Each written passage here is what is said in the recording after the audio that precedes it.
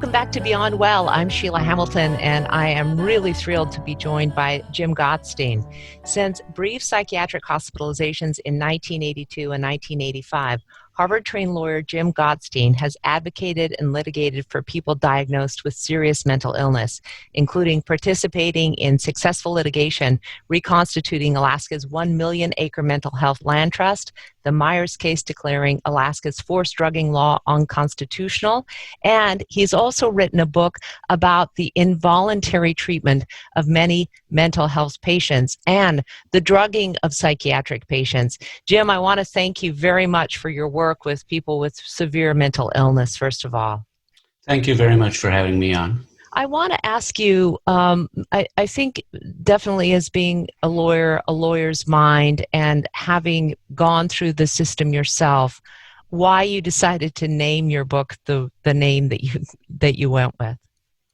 Well, the whole thing started with me being called by an expert witness in this lawsuit over the Zyprexa Papers, where he asked me to subpoena him for these documents over about Zyprexa causing diabetes and other metabolic problems that Eli Lilly, the manufacturer, had hidden. And that resulted in a series of front-page New York Times stories and, big hullabaloo. And so they were called the Zyprexa Papers, and that's why I named the book that.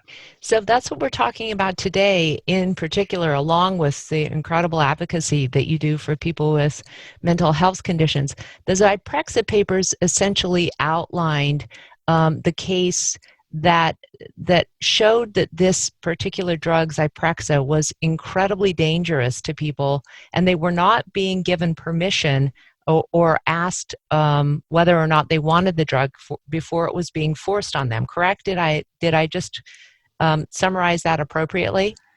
Yeah, a lot of people are forced to take this drug against their will, and when when they say it doesn't work and it's harmful, then that's considered their mental illness.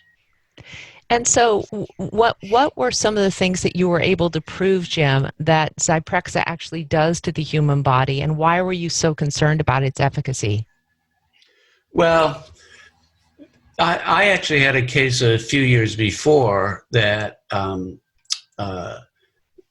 where Dr. Grace Jackson did an analysis of the studies that resulted in the approval, and she showed that it caused diabetes and metabolic problems, and she showed how the studies that were done to gain acceptance were basically rigged, and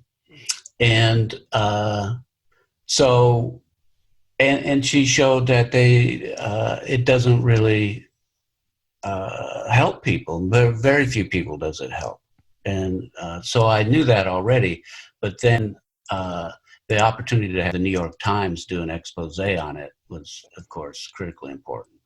One of the most shocking things that you told me in terms of people's willingness to go into psychiatric institutions is that if you talk with people, if you clearly outline the risks versus the benefits, many people will be able to decide on their own.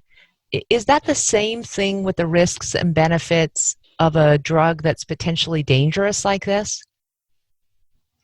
Well, I know some people who are pretty knowledgeable who take them because it's better than the alternative. But for most people, I think they decide that it's not, and they would be far better off if they didn't take the drugs. I mean, they dramatically worsen outcomes in the long term. They knock down symptoms in some ways in the short term, but in the long term, well, first off, that and a combination of other drugs are causing people in the public mental health system to die 25 years earlier than the general population, and they really prevent people from getting better. As we talked earlier, you were describing your own experience with being force drugged and taken down in a psychiatric institution where it really didn't help until you were able to get out and do your own kind of treatment plan. Yes, I think that in a lot of ways, that's probably the best strategy, is just to take the drugs and get out. Because fighting it is very hard unless you can get a really good attorney and that is going to fight for you. It's pretty futile. The problem now, which wasn't really true back then in 1982 when it happened to me, is they have what they call outpatient commitment, where they force you to take the drugs even once you're out of the hospital. So that's really, a terrible development that's being way overused. And let's take an objective point of view on this, Jim, just for a moment. Is there a reason for, is there, first of all, a public safety reason for this outpatient ruling that asks people to continue on their medications, just to keep people from acts of violence or acts of self-harm or acts of erratic behavior that harms other people? Is there another side to this where if you're seeking to find balance in this kind of thing, or do we have to say this is a matter of individual liberty? Well, I don't think it's actually that choice, because it's very well established that these drugs actually increase violence rather than decrease violence. Oh, wow. And so that's one of the things that you expect to find, is that you have to balance the benefits from the harms. But in this case, it's really hard to find any benefits for very many people, and the harms are, quite dramatic. But what they do is, in the short time, is they just clamp down on people's problematic behavior, and that's what's considered to be the therapeutic, benefit, that it's working. What they're essentially chemical lobotomies, because they block 70 to 90% of the dopamine in the frontal lobes, and so that's the chemical lobotomy. But the brain adjusts to that by growing more dopamine receptors, and in the long term, it just doesn't work, and it makes things far worse. How are you today, Jim? And do you take any kind of medicine? So not on a regular basis. There's a YouTube video of me describing it. I think it's called Jim Gottstein Escape from Psychiatry or something like that. Anyway, my problem is if I get in a situation where I don't sleep, and anybody who doesn't sleep will go crazy, become psychotic is the clinical term. And so if I get to the point where I know I'm in trouble, and I know the warning signs, I will take what's called a benzodiazepine. Halcyon is the one I find the most helpful. And that will break the cycle. But even if I just take it and I usually only take it for one night, but even then I will have trouble sleeping the next night because it's so addicting. Wow. But I can go a year without taking it, and I think it's been well over a year since the last time I took any.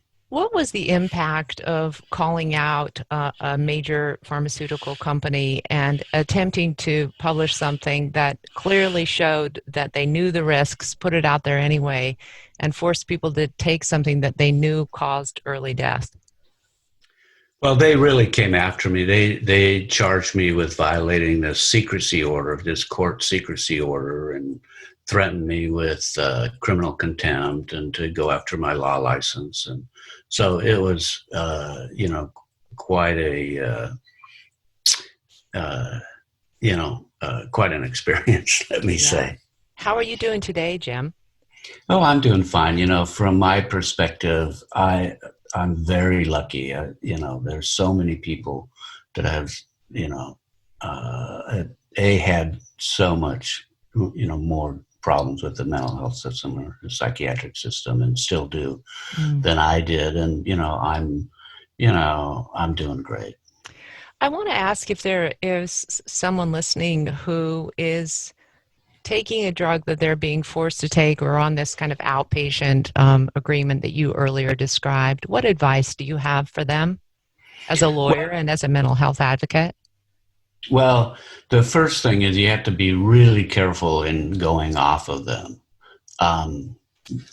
Because, I said how they cause your brain to grow more dopamine receptors. So while there's never been any proven brain, defect with people who get diagnosed with mental illness initially, the drugs itself cause brain damages and changes in the brain. So when you have these extra dopamine receptors, and then to compensate for the blockage of the drug, and then you quit taking the drug, then all of a sudden you do have this flood of dopamine, and that causes psychiatric type symptoms. And so you have to be really careful and go very slowly. And you have to be in a setting where you get support for what you're going through. I'm so in awe of you for continuing to do this work for other people. What is the kind of case that you're looking at now after you've successfully published the Zyprexa Papers? What's the next thing on your table? Well, I'm really trying to figure that out.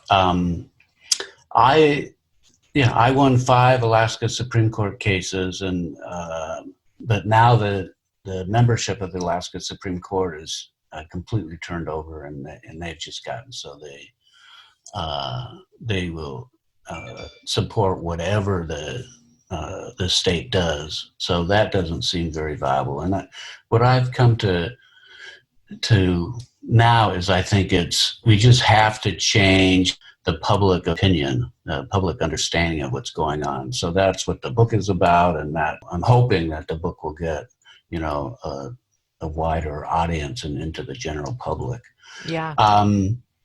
I think one of the really terrible things that's happening is this massive drugging of children, and especially poor children, and even more so foster children.